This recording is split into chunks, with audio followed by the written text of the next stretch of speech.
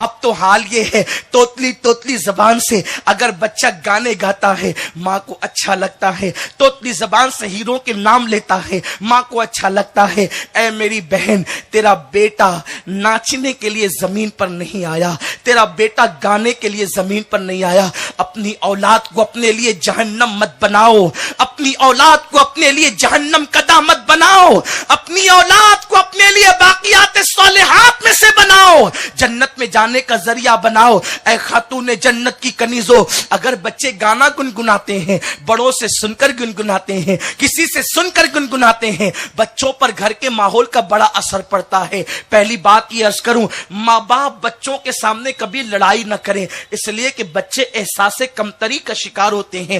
بچوں کے سامنے ماں باپ کا لڑنا زہر قاتل ہے۔ میاں بیوی میں لڑائی ہوتی بھی ہے، پھر محبت بھی ہوتی ہے، پھر اتحاد بھی ہوتا ہے، لیکن بچے وہ لڑائی دیکھ کر اندر ہی اندر کچھ سوچتے ہیں، ان کے اندر بھی لڑائیوں کے جذبات پیدا ہوتے ہیں۔ دیکھیں وہ ماں باپ جو کبھی گھر کے اندر لڑائی نہیں کرتے، ان کے بچے بھی جھگڑوں سے پرہیز کرتے ہیں۔ سب کچھ انسان اپنے ماں باپ سے لیتا ہے۔ میرے آقا صلی اللہ علیہ وسلم کے دیوانوں، اپنی سوچ کو ہمیں تبدیل کرنا ہوگا۔ خاتون جنت کی کنیزوں، اللہ اکبر، اپنے شوہر سے اونچی آواز سے بات نہ کیا کرو، چلا کر کے بات نہ کیا کرو۔ اماں چلا چلا کے بات کرے گی تو اولاد بھی چلا چلا کر کے بات کرے گا۔ میرے آقا صلی اللہ علیہ وسلم کی کنیزوں، جب بچوں کو سلاؤ تو بچوں کو کہانیاں بہت پسند ہوتی ہے، بچے واقعات سننا پسند کرتے ہیں، تو آپ جو ہے انگریزوں کی کہانی، راجاؤں کی کہانی، رانیوں کی کہانی، یہ کہانیاں نہ سناؤ۔ الف لیلا کی کہانی، یہ کہانیاں نہ سناؤ۔ اگر تمہیں کوئی قصہ ہی سنانا ہے، سیدہ فاطمہ الزہرا کا قصہ سناؤ، اماں عائشہ کا قصہ سناؤ، امام حسن کا قصہ سناؤ، صحابہ کے قصے سناؤ، مولا حسین کے قصے سناؤ، یہ اتنے دلچسپ ہے۔ بچوں کو بچپنے کے اندر ہی یہ ساری چیزیں ان کے دل و دماغ کے اندر لاشعوری طور پہ گھستی چلی جاتی ہے۔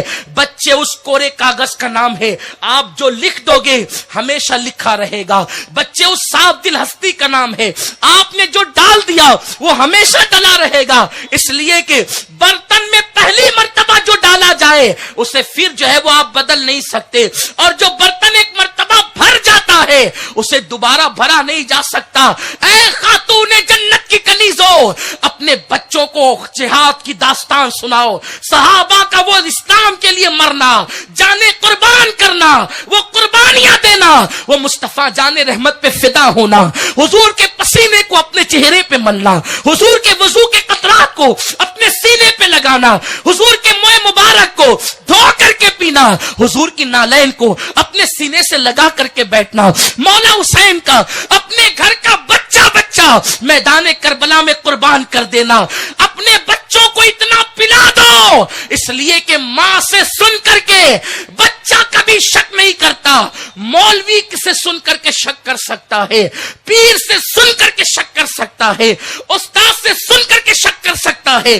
ماں اور بیٹے کا رشتہ وہ ہے، ماں اور بیٹی کا رشتہ وہ ہے، ماں جو کہتی ہے وہ اس کے دل میں اتر جاتا ہے۔ ماں سے سن کر بچہ کبھی دلیل نہیں مانگتا، کیونکہ وہ ماں سے اس وقت سنتا ہے جن دنوں اس کو دلیل کی ضرورت نہیں ہوتی۔ اس کے لیے سب سے بڑی دلیل اس کی ماں ہوا کرتی ہے، اس کے لیے سب سے بڑا ثبوت اس کے لیے اس کی ماں ہوا کرتی ہے۔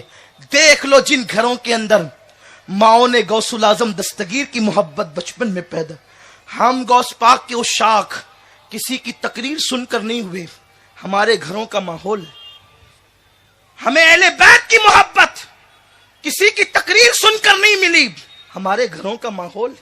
یہ بڑی ضرور ہے بعد میں، لیکن بنیادی طور پر پہلے گھر سے ملی ہے۔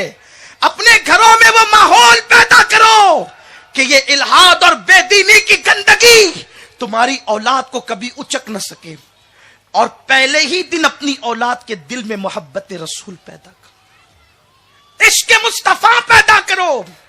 آپ کہتی ہیں میری بچی کسی کے ساتھ لگ گئی، میرا بیٹا کسی کے ساتھ لگ گیا، میں کہتا ہوں دل خالی کیوں رکھا ماں تو نے کہ کسی کی محبت گھسے؟ تجھے تو دل اتنا پور کر دینا تھا کہ وہاں کسی مچھر کا پیر بھی داخل نہ ہو سکے۔ آقا کریم علیہ السلام نے فرمایا سب سے اپنی اولاد کو نبی کی محبت سکھاؤ. اور وہ دور تھا ماں باپ اپنی اولاد کو عشق مصطفیٰ کیسے سکھاتے تھے.